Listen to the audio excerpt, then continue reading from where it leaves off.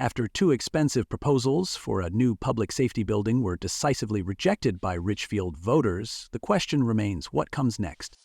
On December 3, 2025, a month after the most recent referendum defeat, the Board of Select Persons held the first of two public hearings. Their goal? To begin defining a new path forward by creating a committee that will craft a proposal the public will support. But what should that committee look like? Who should be on it? And what should its mission be?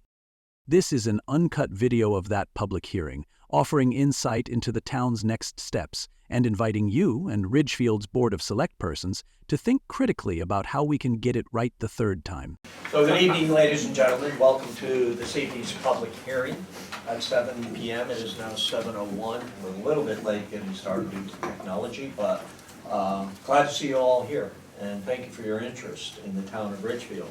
As you know, we've been through several or a couple of votes, referendums to correct situations we have at the police department and the fire department, those situations being structural issues in both buildings, major issues at the PD relative to locker rooms, etc., issues at the FD, not structural, but nonetheless, very limited space, etc. So we're hoping to be able to resolve that in next year, hopefully. The committee that we appoint, and the purpose is tonight to get input from the general public and what your thoughts are, what we should be considering, what we may probably should take into consideration in establishing a charge to this committee, because that's our responsibility to do. I can tell you that back in 2009, Sharon, 2010, there was a vote to renovate the police station, and it failed, but everything failed that year. That was the beginning of the recession, and I think the only thing that passed was the roads budget. But it failed, and at that time, we made a commitment that until we paid off the debt service on the bundle, which was all the school projects that we did in 2001, 2, 3, etc., in that area, was paid off, and that was paid off in 2024. So that's why we began in 2018 here at the Board of Selectmen, Select Persons, talking about police station and a fire station. It was time. And over the last several years, we have done needs assessments. We've hired consultants to come into the police department. They came into the fire department. They interviewed not only the chiefs, but personnel relative to current conditions and what was needed, what was lacking, what was needed. Not just for today, but we said we have to have, if we're going to build and spend a lot of money, we knew it was going to be a lot of money, that we would want to build something that would need to be addressed in the next 5 years or 10 years. So we looked at the rate of growth over the last 20 years and kind of rolled that forward to get an idea of population, to get an idea of how many police officers would be needed, or firemen, firefighters, paramedics, and that was the beginning. And that took a while. Of course, we were interrupted by COVID for well over a year, and then we reconvened and began with the consultants and retained KBA, Castle Booz Architect, who were the architectural firm that originally did the police department work back in 08 and 09, so they had familiarity with the town. And I think you know the rest of it. We ended up coming to a referendum vote on 85 million. Our takeaway from that, and we heard loud and clear, is that it was too much money. And the location wasn't the right location. We went to work on it, rotated the building, reduced square footage, and then came in at a number of 77. We felt, in talking to the police department and the fire department, they felt location was okay. They didn't see issues with the location. And that referendum subsequently failed as well. So that's why we're here tonight, to begin a process, once again, to get input from you, the residents of Ridgefield, your thoughts, your ideas, and we'll move that forward eventually. I will say, at this point, we have 45 people who have sent in requests to become part of a committee. We're hoping to form a committee of the 7 to 9. We said, okay, let's start with 7, and we're always going to have a few people that we think should be on it, are really good for whatever reason. I had no idea that we would get 45 interested people. So it's going to take a while for us to go through the interview process. Tonight's input, Rob, tonight's input will hopefully give us information in guiding us in the charge to the committee. We're not looking at it with any specificity at this point, but we want to hear from you. So I'll turn it over to the rest of the board. If you have any comments that you would like to make, suggestions, feel free. I'd just like to make it clear, one, I love this turnout and the interest in this, that, it's an open book, like, all options, I think, are open, and, there's been a lot of research done, looked at different properties, and all those properties can be looked at again and learn what all the research has been. And, I don't think we need to commit to one building or two buildings, both are options. I think there's sort of an underlying presupposition that something needs to be done, because the conditions in both the buildings are pretty bad. So I think that's the underlying presupposition, but, for those of you who are interested in the committee, I encourage you not to come with a strong-willed point of view that you're not willing to change on, and to come with an open-minded point of view as well as some good ideas. And one thing that we did take away from both, I thought we took away from both failed referendums was that I felt that we heard that we didn't hear enough from the public. So that was the impetus for this public hearing. We were told we needed a public hearing. This is a clean slate. We wanted to sit here and listen to the public. We're not trying to sway the committee anyway. We're not trying to color or prejudice anyone. All we wanted to do was sit in a room with people that were interested, that wanted to give feedback, so that the select people could listen to you and we could get your feedback. It's very innocent. I don't want you to think that we did not have public hearings, because when Mr. Nordenfeld, chair of the police commission, is here, I think, Sharon, you kept score, how many? 41. Well, including people like the men's club and whatnot, something like 14 or 15, plus a very large public hearing at East Ridge. Right. So we had 15, 16 public hearings over the course of time. Barbara, you had a comment? I just wanted to say that we have 35 applicants who are interested. I would ask that those applicants, each, if they haven't already, submit a resume. Yeah. We want to know your experience, not just your interests, but your experience and what you bring to the table in terms of experience. So please, those of you who have been interested and not submitted one, please send it in. Rudy, can I just got a lot of requests that just said, I'm interested in being on the committee, thank you very much, let me know.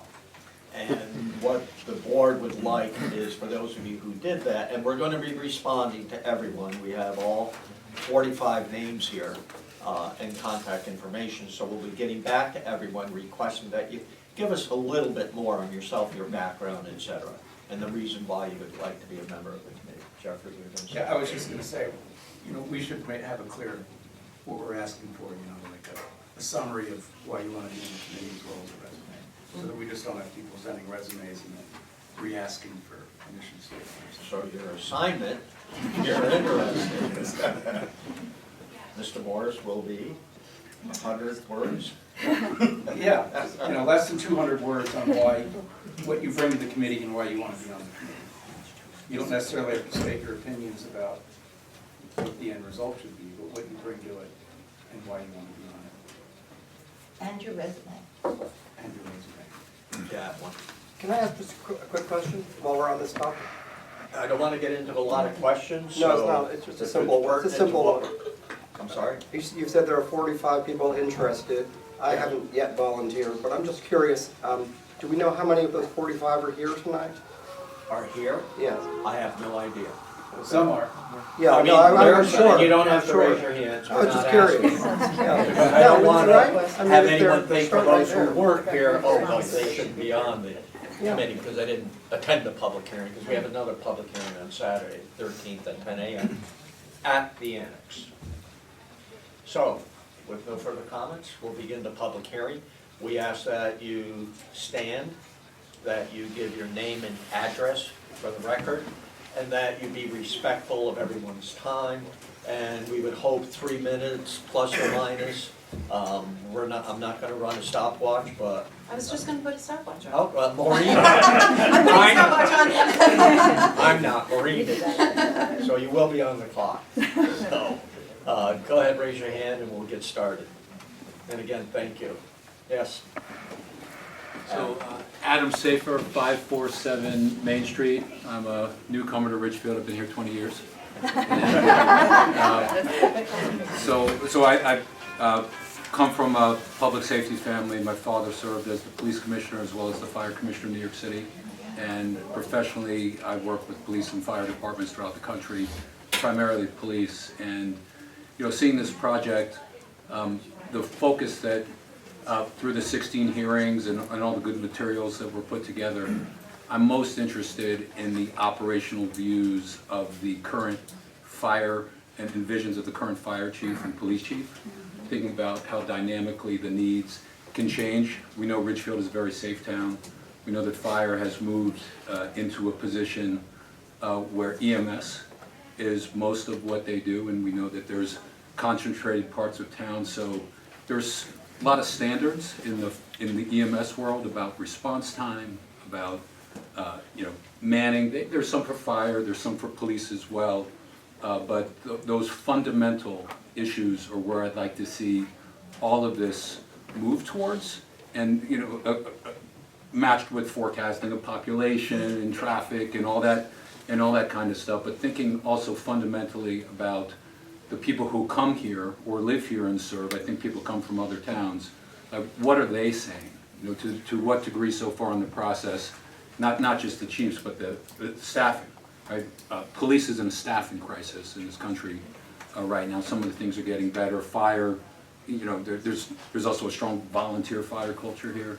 So those really sort of fundamental issues about the service that's being delivered. The question is, where does the building help that?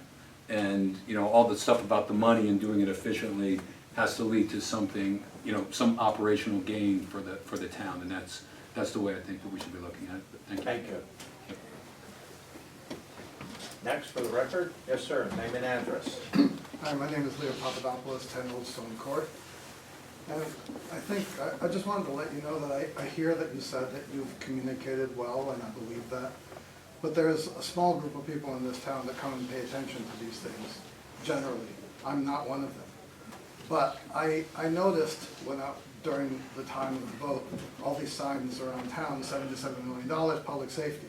I've been here since 1991, and my initial thought was $77 million for a police station. And then I found out it wasn't the police station, it was a police station and a fire station. So my point to you is I know you've had all these meetings, and I know you think you communicated, but people don't come to those meetings. There needs to be another way, like somebody on the sidewalk with facts, like what he was talking about, saying why we need these things. And by the way, it's not just a police station, it's police and a fire station, because people are not aware. And so then when I was going to vote, I was like, wow, okay. In one way, I feel guilty if I vote yes, because there's a lot of people in this town that can't afford the tax increase. I feel guilty if I vote no, because I know these buildings are out. So it's a dilemma. It's a really difficult decision for everybody. So I guess what I'd like to see is, whatever this committee is, you need to think of different ways of getting out there on the sidewalk, showing people the facts, making sure they know it's not just for one building and why it's necessary. That way, at least they have more information on voting, including how much it will cost them for the taxes and stuff like that. That was it. Yes, sir. Yeah, Peter Vanderminden, 24 Arrowhead Place, 25-year resident of the town. Like you, I've got some background in family. My son-in-law is U.S. Secret Service. My grandfather was chief of a volunteer fire department in upstate New York when I was growing up. My dad was volunteer chair of rural hospital and oversaw its construction into a whole new building. And so mainly very much engaging with both police and fire in that respect.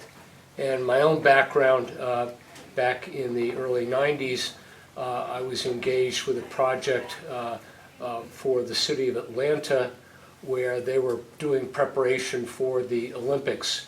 And they needed to do an analysis of, given the whole fact that they had built on a whole new campus and a huge influx of people coming in, were they going to be able to meet the response SLAs given where their existing facilities were, and where should they temporarily relocate equipment during the Olympics so that they could meet those SLAs. So that's a just brief background about myself in connection. I think the town needs to really look at what is really, can we afford, okay? I think there ought to be maybe some surveys done as to what is the appetite. Nobody likes a tax increase, okay? But I think that we ought to have an understanding going into it, what is the appetite, okay? I think that we should be looking to consider other sites besides just the ones that I know that the previous committees had looked at. I know that the current the plan that was shot down had about 13 million in it just for blasting. That could buy a lot of other property. Well, that's the number that was floated around. That's the problem with the communication that we Let him heard. finish. Okay. The numbers were all over the place, and no one had the facts. 13 Well, million we was had the one total guy. site work. We had one guy show up who had been basically one of the lead contractors on this building of the Schlumberger site. I don't want to argue with you, Okay. but I'm giving you the facts. Okay. But I think we need to be able to look at these things, look at how we may be able to repurpose, rebuild on the existing sites, okay, and consider other properties that are available to us. I'd like to see us do that, to evaluate, okay, because it just strikes me that the location there, the Schlumberger site, just is going to be problematic from a road network design. And having worked in the mapping industry for a good portion of my career, I've got some professional expertise in this that I'm willing to offer up to the town in this respect. So that's just my little comment. Appreciate it. Listen to the same Rob? gentleman, it's exactly. Back. Name and address for the record, please. So you're absolutely accurate. I'll jump And I up think a it little is, bit even if it's so on. everyone doesn't have to look backwards. I'm Robert Hendrick. My address is 17 East Ridge Road, Ridgefield. And since others are mentioning their connection, I might as well also, first of all, I'm a really new resident to Ridgefield. I've been here only 9 years, so just like yesterday, for most people. And in fact, my father's also a policeman and eventually a chief and head of public safety. And both my sisters are EMTs and volunteer firefighters. So I grew up with this kind of stuff around the dinner table also. I'm the odd man out. I sent a letter, so I wanted to make sure I clarify my recommendation to the Board of Select People. In my professional training, in my career, I've always been trained and focused on going to the root cause analysis. That's a concept that I've followed. When we have a problem with anything, we want to go to really dig down deep to understand, like, what was the root of this problem, to really understand it, and then we build the solutions from there. I thought a lot about the rejection of the funding for this. It seems pretty clear that most people seem to agree that something needs to be done, but obviously they didn't want to give the green light. I thought a lot about that and why, and I think some people have already alluded here that it seems, and I hope we can all agree on this, that there was unfortunately a lack of understanding, a lack of broad understanding in the community. You might not agree with this, but I think that most people would say a lack of engagement of a broad cross-section of the community. and a good understanding and trust and credibility. And I'm sorry to say this because obviously you're the ones whose trust and credibility is it's centered in, but I think there was a bit of a lack of trust and credibility in the process, and that's hard for me to say, so hopefully you hear it, but Being an elected official. yeah, exactly, and I'm an elected official, so I understand a lot about making sure we kind of build trust and credibility. But when I get to that root cause and try to understand, so how do we then create something that overcomes all those issues, so that we don't just keep in this cycle? My suggestion to you was and is still, that as you create this committee, I would create a committee of 9 people. I have very specific suggestions. Create a committee of 9 people. And 4 of them to be appointed in this exact process that you've had, where you have applications in from anybody who's interested. 4 of them should be appointed in that way, self-nomination I call it, and then appointed by the Board of Select people. I would allow 5 of the members, which is actually more than half, 5 of them to be appointed in a different way. And it is, my suggestion is for you as a Board of Select people to task other elected bodies with the responsibility to go out and recruit and find That's a great idea. 5 individuals with specific subject matter expertise. And I suggested Board of Finance, Board of Police Commissioners, Planning and Zoning Commission, which obviously I'm the chair of, I think I said Board of Ed, and ECDC. These are groups that themselves have nine elected officials who have broad networks in the community with subject matter expertise. I'm sorry, Board of Finance, only 5 I recognize. And to be clear, because I think this was a misunderstanding when you all discussed my letter, I am not saying necessarily that means a Board of Finance would put a Board of Finance person onto this committee. My suggestion is task the Board of Finance with finding somebody, using their network, which they all have independent networks separate than you all. They would find somebody who they think is able to represent kind of a financial acumen picture. Planning and Zoning might bring somebody who's a former Planning and Zoning Commissioner, might bring somebody who's a builder or an architect in town, and they could of course self-nominate into you. But I think by decentralizing the task of appointing into this committee, what you have done is, back to the root cause issue, what you will have done, if you do this, is you'll be able to say, this was not a creature of the Board of Select persons. Right? And I think that's actually been one of the problems here is, and I don't agree with it, but I'm just trying to diagnose what I hear in the community is, there's a feeling that this project was very much kind of cooked up, and again, I don't like to use that term, but those are the terms I've heard, is kind of cooked up in a small group and then presented up. And I'm trying to help you basically kind of get out in front of that bus and say, like, look, we want to try to engage as many people across the community as possible. We want to take ourselves out of, driving the bus entirely. We want to engage, we want to broaden, we want to share our authority, right? And we didn't just create, I don't see that by the Board of Select persons appointing an advisory committee that then hands a report back to you, the Board of Select people. I'm afraid that's going to come with a similar level of like, oh, this was all kind of self-created by the Board of Select people. So I'd love to see you do something that broadens the engagement, tasks others with the task of finding those people, Okay. and I'll stop there. It's a great Thank you. idea. Bill?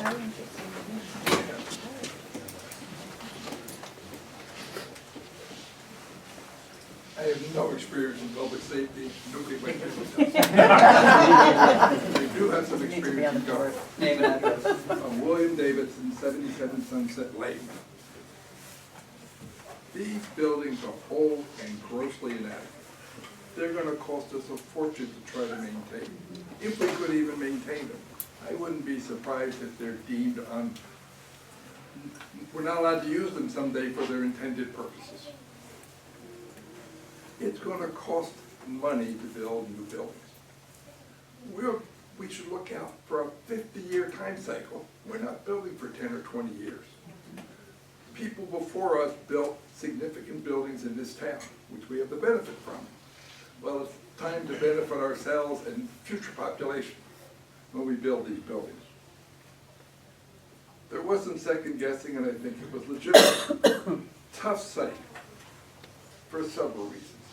And people second guessed the selectmen on this, and second guessed the police, and second guessed the firemen.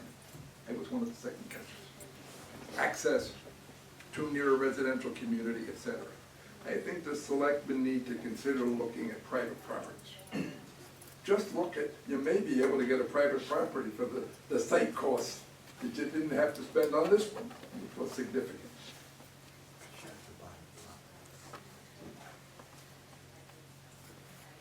I saw a video put together, I think, by the police and the firemen, right at the tail end before the election. And I thought it was a fabulous video, would probably convince anybody. And I talked to the first selectman about this, and if I got the story right, the selectmen weren't allowed to show it because it was put together by thick company Well, funds. as soon as we as the Board of Select Persons set a date for a referendum, we are not allowed to advocate or oppose the topic of the referendum. Our attorneys reviewed it and said it's an advocacy piece in their mind. They don't live here. So it was a pretty objective look at it. Could that video be shown in the near future before a referendum date? Just as general Now information? we don't have a referendum date. So it But could- that would be up to the committee. We're just Okay. saying, So you the know, committee could potentially put it on the website, the town's website, and that would be okay. Somebody might want to do it. It's a fabulous video and very convincing. Want to make sure I covered all my important points. And if there's a way to get the committee's recommendation out to the general public, probably wouldn't be able to, because the referendum date would be sent, and that would require postage and other things, but the more widespread the information, particularly that video, the more effective. And think in long time frames. We're not building for 10 years. We're not gonna put a cheap roof on our house and move away. So that's what I've got to say. I am strongly in favor of one building, centralized 911, and give our public employees appropriate housing so they can do their job. Thank you.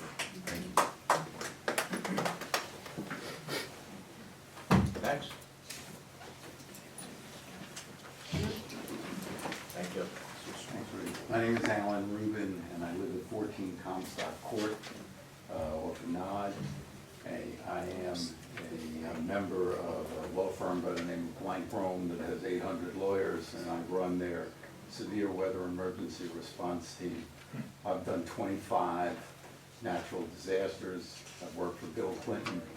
I closed 400 bases for Phil Perry. And I do it today, and I can tell you I've done 100 charrettes. People who don't know what a charrette is, when they want to build something, they bring a bunch of architects and planners and everybody else, they put them in a room and they tell them you got 24 hours to come up with a plan. No bullshit, no nonsense. How does this work? Then we go out and we find money. It used to be from FEMA, it doesn't exist anymore, but it used to be from FEMA, it used to be from HUD, it used to be for other people. We went to the local agencies, we did matching funds, we found out what the money's gonna look like. This is prescribed. This is not something that's new or doesn't get done. This is done every single day in every community in the United States. It's not hard, it just takes thinking and planning. Hi, Andy. And that's what we should be doing here. It's a very similar process. It's as if something was blown away, you got an empty slate, what are you gonna do to rebuild it and how are you gonna do it? It's been done many, many times, doesn't have to be me, but that there's a process. And I just think that the selectmen know how to do it, people know how to do it, it's not terribly complicated, you just gotta take the fear, uncertainty and doubt, that word FUD, out of the process. Thanks. Next. Anyone? Now's your chance. Catherine. Go ahead. Oh, okay. You're on. Catherine Daigle, I don't know where to be. Catherine Daigle, 239 Peaceable Street. And I've been here for 22 years, but I grew up in Pound Ridge, New York, so literally my entire life. And I've watched through the years various buildings, fire stations from Mount Kisco to Vista to South Salem be either renovated or developed from scratch, including new purchase of property to do so over 35, 40 years. So, and this is no, insult to you folks. I know you guys have been doing such hard work for so long. And the town does appreciate that. I know that you probably feel like because the referendum was knocked down twice that we're not appreciative of that work. We are. And I know Tony and I know a lot of the people that work in the police stations and the fire stations, and they sure need better conditions. That all being said, the town spoke, and they spoke loudly, especially the second time. And there's no doubt about it, it was too expensive. I think everybody felt that. I think that considering what needs to be done for each place, and that was looked at by the professionals and recommended to you, I really believe that we need to tier it. In other words, I think we need to stagger it. I think we need to look at the properties that we looked at already. Several of those were just looked at with the combined unit. I think it's very important to go back to those sites and look at it with just a police station or just a fire station. And I'm a big believer in separating the two buildings. One reason in particular is talking about the future, and the 911 can still be connected, but when you look at the future, if one site gets hit somehow, and I had mentioned the last time I mentioned this, I said some kind of cyber attack, but it could be anything. That one site, if it's combined, where do we get help for the town if that one site falls, in whatever capacity? So that was one of my big things about having one versus two sites, or possibly even three, especially when you're looking at fire, EMS and fires around the town and how quickly you can get to these places. But I really do believe that it's important to have two, if not more, buildings. I think they need to be staggered in terms of the development. And I agree, I loved the idea of having other people besides the board be selected by different elected officials in town that have different perspectives. Because I do believe that you guys are very close to it, and I appreciate that with all the hard work you've done. But we're talking clean slate, and I think it's going to be hard for you folks to maybe see that, so, or start there.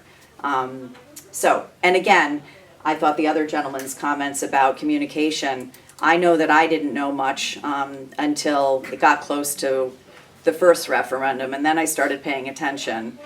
And then I don't believe the town's concerns were listened to the second time around. A parking lot was taken off and a few things were adjusted, but it certainly wasn't the feedback that I had heard from people being addressed.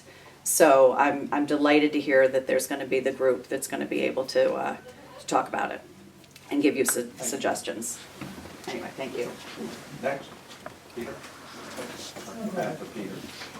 Sorry. The cane is because I had back surgery 7 weeks ago, so I don't fall over. Peter Bachman, 88 Canes Hill Road. We have lived here since shortly after 9/11 and love this town. I'm an architect and have been an architect my entire life until 2 years ago when I retired. Most of my work has been public sector work. Actually, none of it, none of it has been public safety or fire, but one of the things is I just finished a new school. Those of you may know the new high school in New Fairfield, and there's an early childhood center. It was about an $80 million combined project. And that was a town that hadn't built anything since 1974. Since 1974. And you can imagine the resistance to $80 million. So there were a couple things. this gentleman, sorry, I forgot your name, I apologize, but the idea of a charrette where all interested parties come around the table and you don't leave until you can agree, on, at least in concept, on a solution, that is absolutely critical on the design side. And then on the referendum side, this gentleman mentioned maybe we haven't done enough. I know school districts that I've worked with that have hired consultants that have said, this is what you're gonna do. You're gonna have leaflets, all the way up to the crazy idea of dropping things from airplanes. That's ridiculous. But the issue is you cannot over-communicate, and you can't be scared of it. And that has been the core of my success, and one of the things that I have brought to the table in my practice has always been the issue of consensus building and building a team around a project. And I don't just mean the professionals, I mean all of us. Thanks. Thank you. Chuck?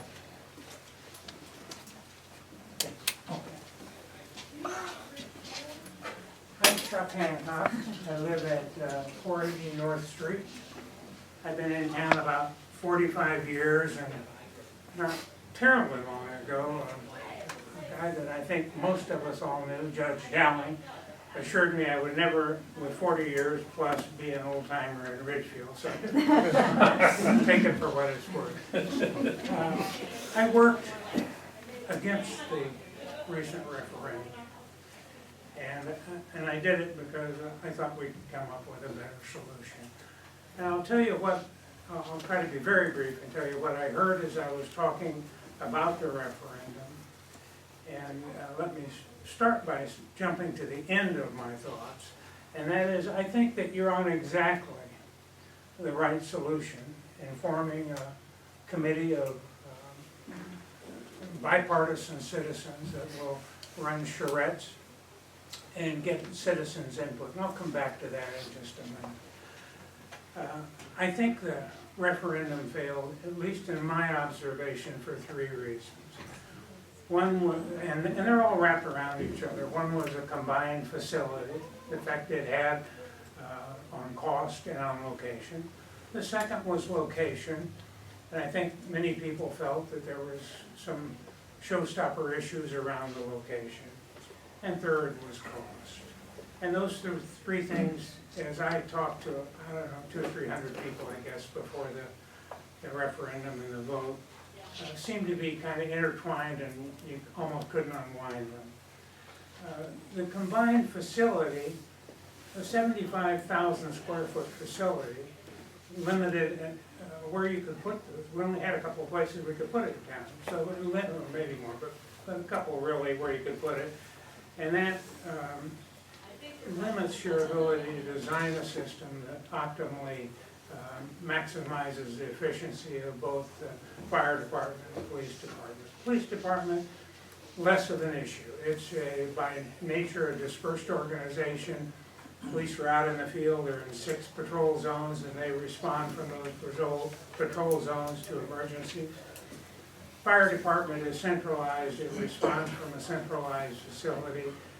And one of their critical measures is time from call to on scene. In minutes and seconds, whether it's an ambulance or a fire truck, can make a difference in life and death. And so the combined facility, trying to place it on one piece of land that optimized both of those, was viewed by many of the people I talked to as problematic. Location had a couple of showstoppers. One of them I was just talking about. The other was, and in all due respect to Chief Duckworth, who I do respect greatly, anybody that's driven Old Quarry, South Street, Leegee Way in the morning or the afternoon, they're doing what our town designed them to do. They're taking the load off, to some extent, off of Main Street. School buses also come in and out of there. And so, if you look at Leegee Way, there's a barrier along one side all the length of Leegee Way, and on the other side about 2/3 to 3/4 of it to keep people out of the water runoff areas. Excuse me. So if there's traffic, there's just not a lot of room for a fire truck to get rid of. Old Quarry, if you come up to, help me here. Grove. If you come Grove. Grove Street. Corey. Grove Street. Grove Street, pretty narrow. There's no traffic control like we have downtown. And it would be hard to widen that street. So people thought, and I think reasonably so, that for that reason, it would, in an emergency, be a difficult location to respond from. Secondly, Rudy's right, 13 or 15 $million was not just for this, not just to put the building on. That was the number, by the way, from the architect. But that was for the site development. But it's a big job. It slants back to front, slants side to side at 15%.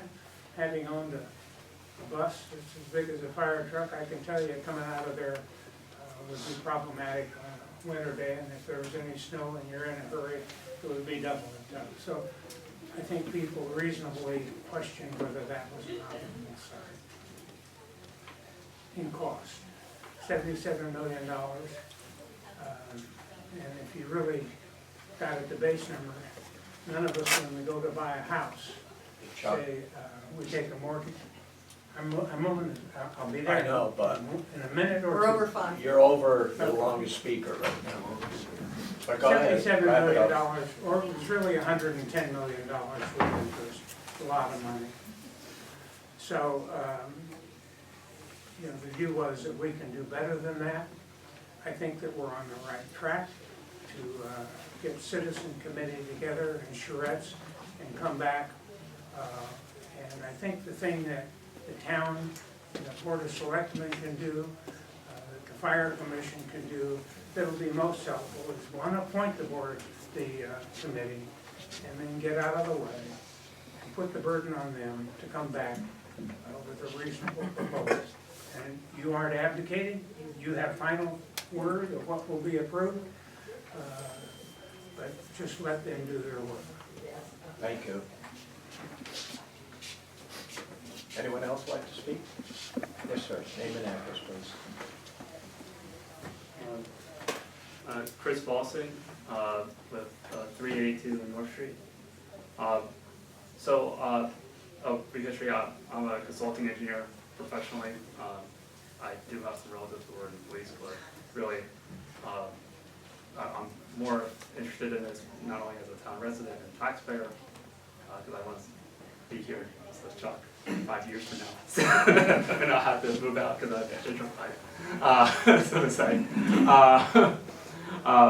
But also more just like on my professional hat, not, my experience in doing this for almost 20 years now.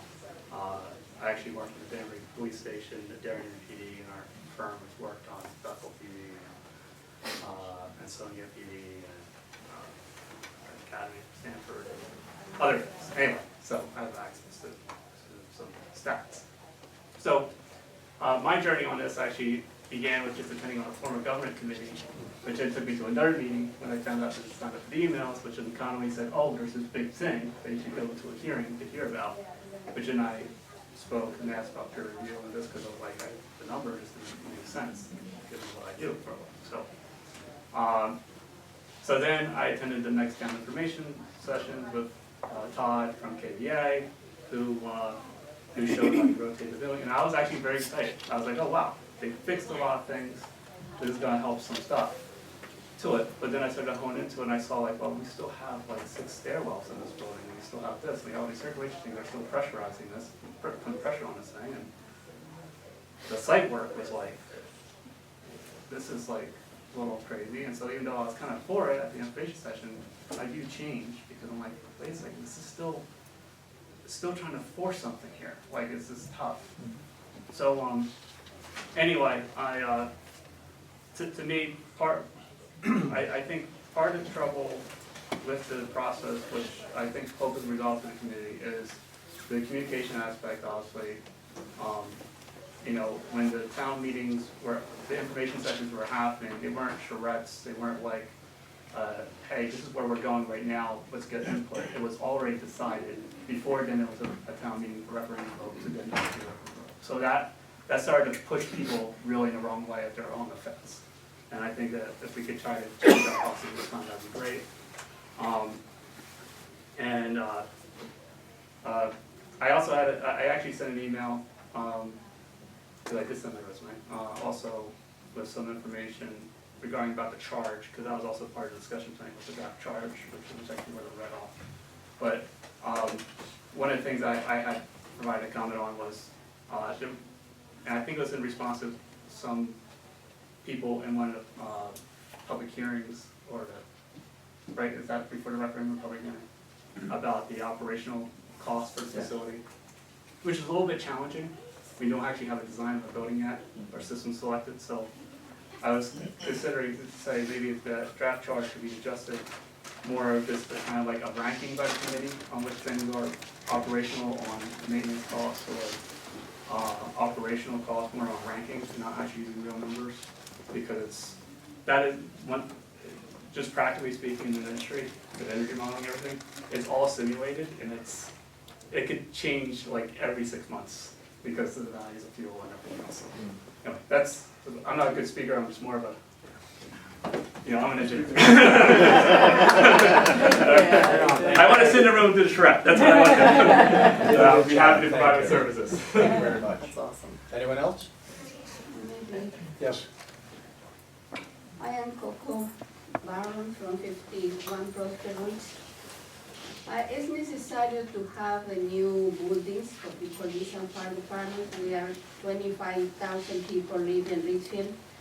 And one day we had a big problem of how this small building will help 25,000 people. And there's a lot of money, but there can be across the private donations. Many companies or people can have money.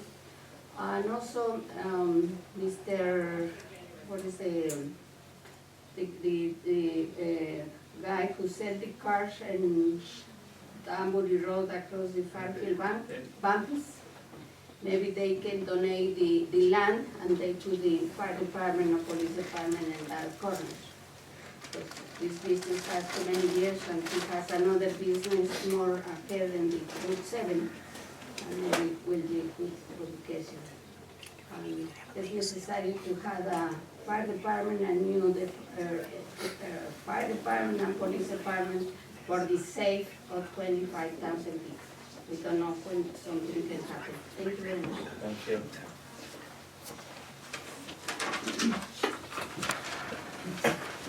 Kevin Santoro, I live at 56 Remington Road. I have no affiliation with police, I'm not an engineer, I'm a privacy guy, so I hate that camera there. But, and I'm one of the 45, and they asked me for a resume, and I said, why? I can give you my privacy credentials, and what's it matter, right? At the end of the day, I'm a concerned citizen, and I want to, interact and figure something out, right? So, I guess my point is this. A lot of what I heard is three things resonate. I don't think people understood options. I see a big, beautiful brick facility that probably should be on Main Street. It's so gorgeous, right? We don't probably need something that beautiful on the exterior, right? We need utilitarian, kind of functional space. So I don't think that came across, right? It looks like the Taj Mahal versus options, right? I do believe we should have separate facilities because I do have a little bit of DR experience, right? So it seems putting everything in one building, whatever happens to that building, fire, we're out of business. So put your backup plan, right? So, again, I think educating people on options, low, medium, high. You don't have to shoot for the stars. I understand you got to get longevity out of it, right? But that goes back to the staging conversation. What can you do for this budget, and this is what you wouldn't get, this is what you would get? That just needs to be clear to people. Everyone I spoke to is just, if you come back and it's 66 million and it still looks the same, those no people, I'm not going to change their minds. I think more and more are going to come out and say no, because they just don't get the the risk benefit, right? And what are those multiple things we could do to get there? So I think it has to be more selective so that they can make an intelligent decision. So. Thank you.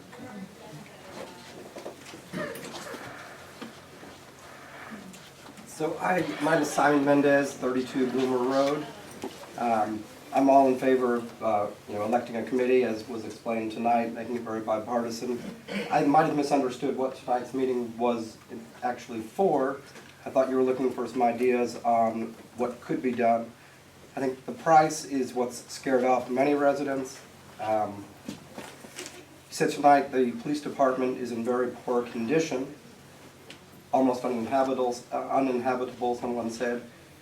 Is there a reason that building couldn't be leveled and rebuilt, maybe for under $10 million? National Historic Register building, so But if it's in such poor limiting condition, factor for us. okay.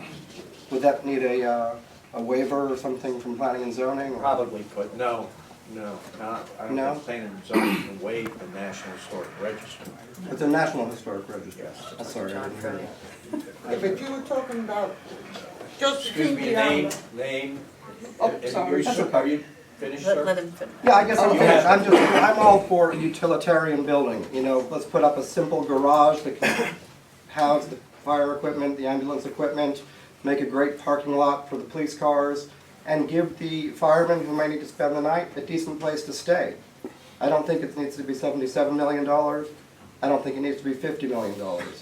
I think the price is the issue with this town and the residents, and what was proposed was just totally over the top and unnecessary, in my opinion.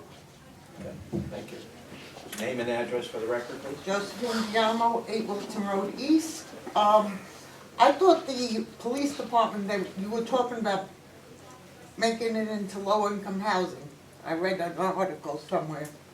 The only thing that was stated as possible future use would be senior affordable housing, but that was it. That Yes, would be but a if public it's hearing. a historic building, Not a historic building. you would have to knock it down, right, for affordable housing? No, you would convert it. Yeah. If it's in such poor condition, how can you convert a building? Then just correct it for the Yeah, police just fix the department. building, and the police will be happy with that, right? Okay. Who has not spoken to this point and would like to make a comment? So we'll go around, Mr. Davidson. I think it's important that people understand that the town has some cost restrictions, which I can't be specific about, but the first selectman could, as to what laws we have to meet. We've increased the price of the building no matter what the building is. Could you spend 30 seconds on that for us, Mr. First Selectman, or somebody? Oh, 30 seconds, I got it. 30 seconds, yep. And just briefly to I answer wanna this put you on the question, spot, there but are it's important. requirements today relative to the safety of the firemen, the decontamination center, pressurized rooms, and the list goes, shower rooms. If we have one shower, we would need more showers. The rule of thumb NFPA, I think Tony, Chief Cerulli is here, shower within an hour after being in a fire. Many, many, many different rules that were never in place when we took over this building or built it in 1900, 1896, somewhere. But we do have a lot of code issues that we don't comply with today because they're old buildings. If we build a new building, you have to be in compliance with it. That drives a lot of cost. Then the last thing would be prevailing wage. As a municipality versus the private sector, we have to pay what is called prevailing wage. And in the project that was defeated, $9 million of that project was additional costs called prevailing wage that in the private sector you wouldn't incur. So hopefully that 30 seconds. A minute, little but bit that's over. okay.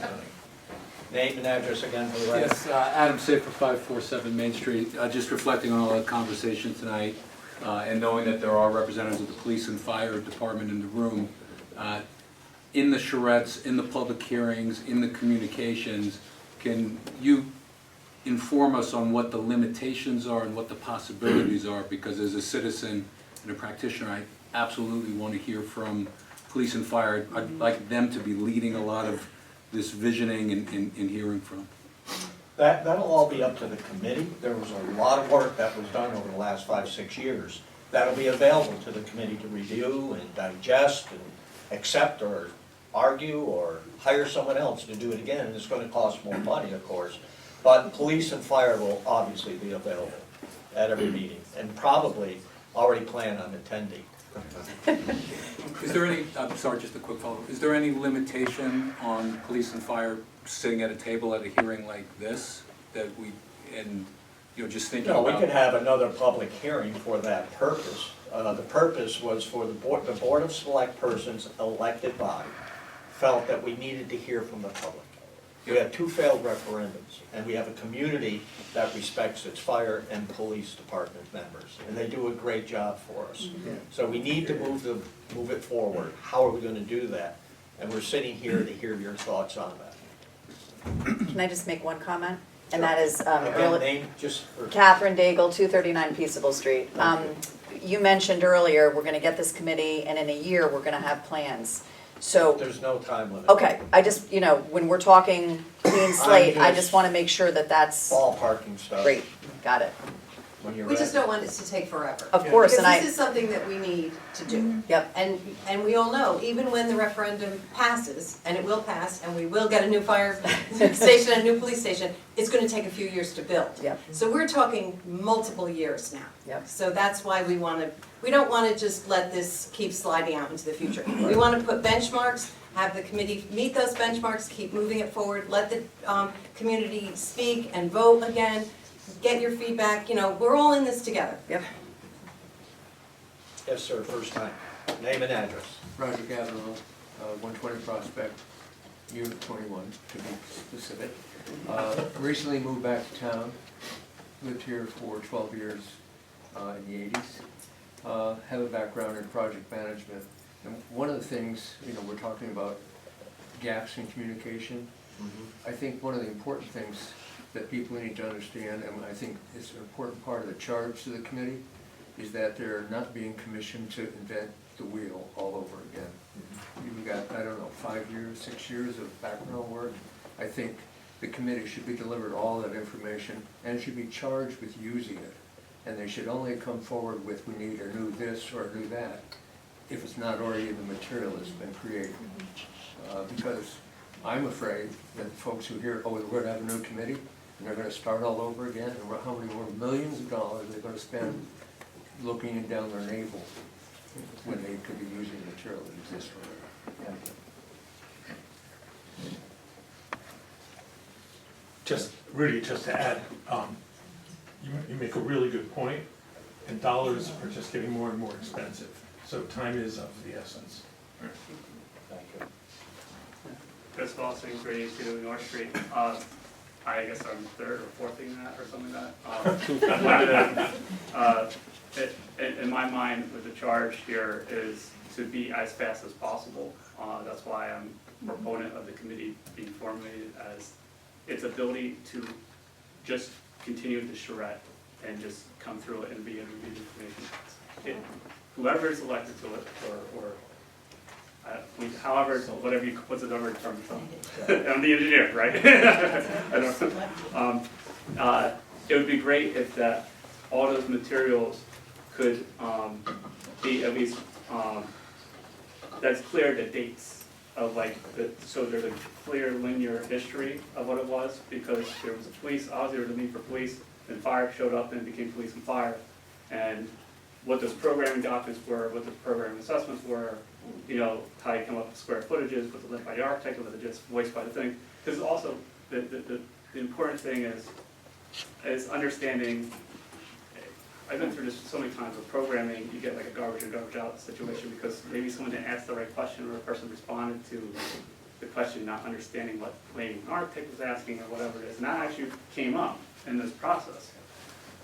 And the first thing that got voted down, the architect went out of the way to split up accommodations for volunteer and paid department facilities, which added space to the building, because he just assumed You just assumed, like. No, it wasn't a assumption. It was, you gave me the direction, because then I changed, because, again, information session said this something differently. So Todd said something else, but then he said, oh, it's it. So, and this is where, well, wait a second, what was the message? Right now, we're just hearing the message, this, so. Just, yeah. the point is that all the information that taxpayers have paid for, we paid consultants, the needs assessment from day one, everything will be available to the new committee. And then anyone they need to attend, Jake Muller, our Director of Facilities, who is a key leader in this, the chiefs, me, the board, whoever you want, we're available. Great. Okay. Sean? Sean McAvoy, 150 High Ridge. I've been here for, I don't know, we moved just before the end of the century, which was cool. I'm a member of the Board of Ed. I've also chaired the Budget and Finance Committee for the Board of Ed for the last couple of 3 years. My concern is that we're taking this in a silo. We've currently got a master plan for the schools that's under development. We had to put it under development to get grant reimbursements. And we're looking at about $150 million worth of spend on the schools. So I ask my perpetual question at every chance I get, given that our demographics show us with 700 less kids than we had a decade ago, do we have the right number of kids in the right number of buildings? My contention remains the answer is no. And I would suggest that we would be wise to look at this project in the framework of what we need to do to reformulate how our schools run. Because I think having 6 elementary schools, 2 middle schools, a high school, and now another building under development is a lot of facilities, and we aren't particularly good at maintaining facilities. We got leaking roofs, 30-year roofs that have a 20-year warranty. We've got cracks in foundations. We've got all sorts of stuff going on. So I think we need to look holistically across all the town buildings, not just the school, all the town buildings, and make sure we're doing the right thing. Because I'm not confident we've done that for the last 20 years. I'll ask you to be the messenger to the Board of Ed. Thank you. You're talking redistricting, I assume. That word has come up, but not out of my mouth. It's come up in the last 3 meetings. Because we did look at it. I asked the question, do we have the right number of kids and the right number of buildings? That's all I not said. us. That's as far as I'll go with that. Right. Thank you. Nick Yes, sir. Savone, 53 Main Street. Now, on the subject of the right number of whatever, we've got needs for a emergency preparedness, fire, police department building. It sounds like we've also got some kind of significant needs over in the area of education. I don't know how financial institutions view a municipality's needs. But in terms of looking at the needs with our town, what I'm hearing is, let's just throw out $75 million for the emergency related buildings. Let's say 125 million, okay, on the education side. That's $200 million. When is someone going to look, by when is someone, I mean, someone, the Board of Select people, look at the totality of our needs and how they would be financed? I mean, looking at just the needs for the police and fire department is interesting. Looking at the needs for the education department is interesting. But this is called Ridgefield, Connecticut. We've got both. When's somebody gonna tackle the total and kind of figure out what the next steps are? Thank you. Anyone wanna answer that? Well, Public hearing. it's a public hearing. Someone has not spoken in the back? Name and address? Oh, great. Greg Kabasakali, 2 Washington Street. I'm in a unique position here tonight. I'm so sorry. I'm a loud talker. I remember when this was the police station. So, I also toured the police station and the fire department. They should be condemned. I supported both buildings. I supported both referendums. I couldn't get my friends to support it, but I did. I supported it. And I listened. Because again, I'm in a unique position. I'm also on the Board of Finance. Hey, Joe? We have a tool. It models the mill rate. The #1 question that I was asked constantly, how does this affect my taxes? Run it through the mill rate model. Collaborate with the Board of Finance. Be transparent. Do never get up and do a presentation for 50 million, 70 million, 300 million without saying, flush it through the mill rate model because this is a capital expense and this is how it's going to impact your mill rate over the next 25 years. So please, if you're going to holistically look at this with a charrette, make sure you include the Board of Finance mill rate model so we know how much it impacts our mill rate and our taxes. Thank you. We did have a slide on that. We asked the Director of Finance to do an impact, and he supplied it to us, which we included in the information we distributed. And I don't want this to be a dialogue. I'm just explaining. I went to 3 people so they knew. info sessions and I asked about that slide and I couldn't get an answer. And I'm no Nicholas Copernicus when it comes to math. I couldn't figure it out. It was confusing. We need to make it more understandable. Anyone else who has not spoken? Yes, good. Chris Foster, 382 North Street. I actually second that, and that was actually one of my recommendations in my email about the costing of operations was also the capital cost for the project itself. I don't think that the committee is prudent to actually come up with the capital cost that actually should be done by a third-party estimator, but also that what those costs would be should be reviewed by the Board of Finance to help develop exactly what you're saying, so that at least we can, as a committee, when we go to present this thing as a part of the charge, could be related to what the taxpayers can understand and provide better communication on what the different options are in ranking and how it would benefit their taxes. We looked at a 20-year amortization with a 3.5% Yeah, interest. on like different options and whatever. It's like a bill time. Okay.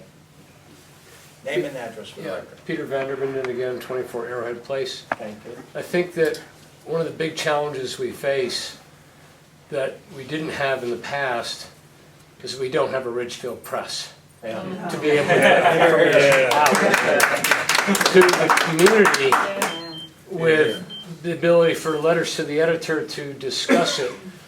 Yeah, we've got the town page, but it can't really be responsible for taking, a political position, as you explained. Oh, we've got, John Fry's page, we've got Tanya's page, but, you can't say anything political on those pages or anything that is somewhat controversial. And so we don't have a good forum for being able to discuss this more broadly in the community. I don't have an answer. I'm just stating this as one of the challenges that we face. And so any committee that gets stood up is going to need to have a communications budget to be able to get information out to the community on the rationale and the options that were evaluated and considered. Thank you. Agree with you. Marty? Bob Marinelli, 79 Sunset Lane, right across from this project that's going on. Have no qualms about the project except the location is not fit and it's not right for police and fire. But I just wanted to respond to this young man right here. I lived in Richfield for 85 years. I was born here in 1940, so I'm probably the oldest guy in this room. You don't look it. I've seen a lot of changes. When I came here tonight, I didn't expect to be surrounded by so much talent. There's a whole bunch of talent in this room. A lot of people are speaking pretty smart. I'm surprised. I'm really surprised.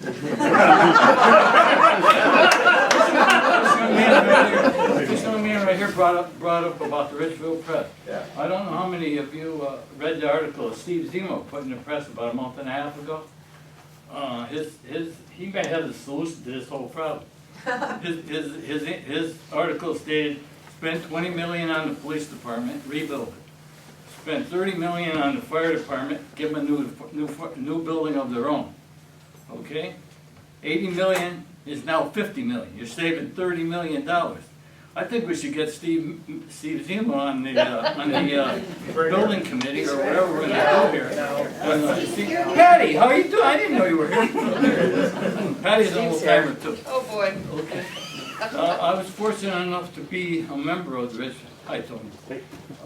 Richfield Fire Department because of a member of the Board of Selectmen, which I won't mention right now. He kept me there for 31 years. I retired in 2000. I stayed there 31 years, and I worked for Parks and Rec for another 20, seasonal. So I've been working for the town of Richfield for a long, long time. I've seen so many changes. When I bought my first house, it cost me $21,500. That's 21 in Richfield. Okay, so I can't say enough. I've talked to a lot of firemen, volunteers. Mr. Hancock covered almost exactly what I was going to speak to. Chuck said that the place is not an ideal place because of the roads, the traffic, and everything, you know, the windy roads in it, which creates a lot of problems for big vehicles. Response time is key. There's two things when you belong to emergency services. Response time is one. You gotta know what you're doing when you get there, number two. That part you don't have to worry about. We have the smartest fire department, the smartest police department. Everybody knows their job. Response time is critical. Seconds, minutes, seconds. You get there 2 seconds could save a life. You know, so basically, I think probably Steve Zimmel's got the right idea. Instead of spending $80 million, spend 50, save 30, spend it on school, whatever we need it on. This young lady said something about 2 buildings. There, I just said it. Redo the police department for $20 million, maybe more, maybe less. New fire department, doesn't have to be fancy, it just has to be serviceable. You just have to be able to drive in, drive out. You have to be able to put your equipment there. Everybody has to be happy, showers, whatever you need to do the job, get the job. Well, I don't know, Tony wants to speak to something, Tony. Put him on the spot. Tony was, when I was there when I was the captain on A shift, Tony joined the department. And now he's the assistant chief there. It just shows you the talent that we have. 2 of our members that used to work at Richfield are the assistant chief and the chief of the Danbury Fire Department right now. So we have unbelievable talent in our fire service. Yeah. Thanks. Thank you, Mark.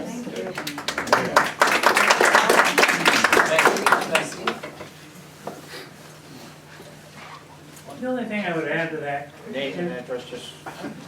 I'm sorry? Name and address. Chuck Hancock, Thank you, 480 Chuck. North Street, Richfield.